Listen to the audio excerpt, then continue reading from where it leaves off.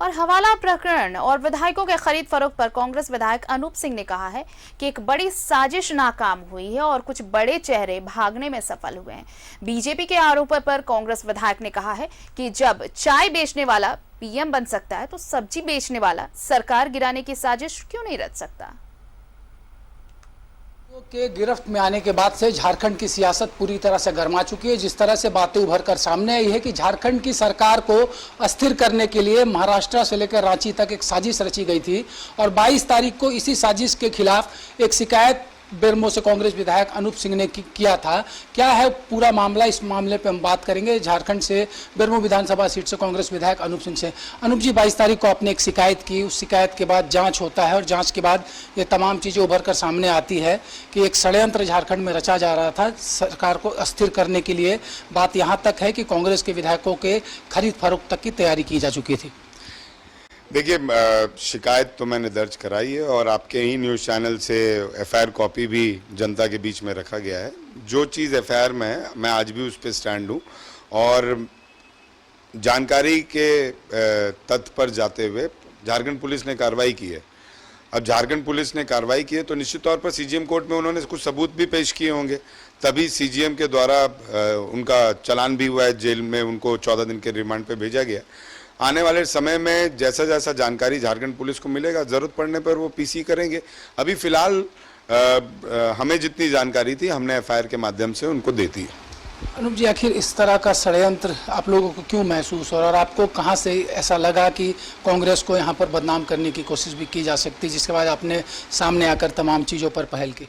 देखिए, आप शुरू से देखें, दुमका उपचुनाव, बेरमो उपचुनाव, बराबर इनके सीनियर लीडर्स के द्वारा, इनके सांसदों के द्वारा, सांसदों नहीं सांसद कहूँगा मैं, आप भी जानते हैं मैं किस सांसद की बात कर रहा हूँ, उनके द्वारा बोला गया कि आप दुमका दे दीजिए, बेरमो दे दीजिए, हम आपको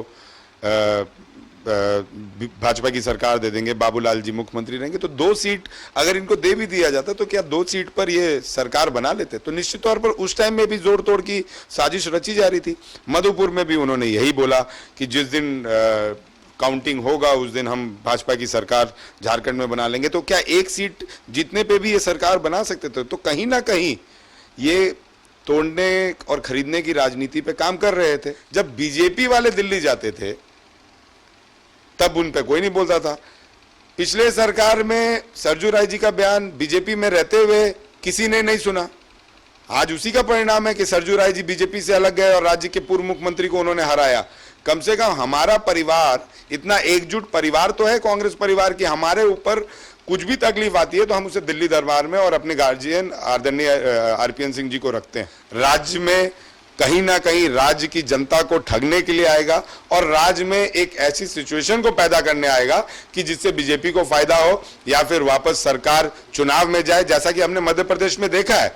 तो खरीदना एक अलग बात है और भ्रम फैलाना एक अलग बात है, जिसकी जानकारी यही इसी क्रम में मैंने जानकारी दी। और मैं आपको आज भी बताता हूं, हमारे विधायक कांग्रेस की विचारधारा से जीत कर आए हैं।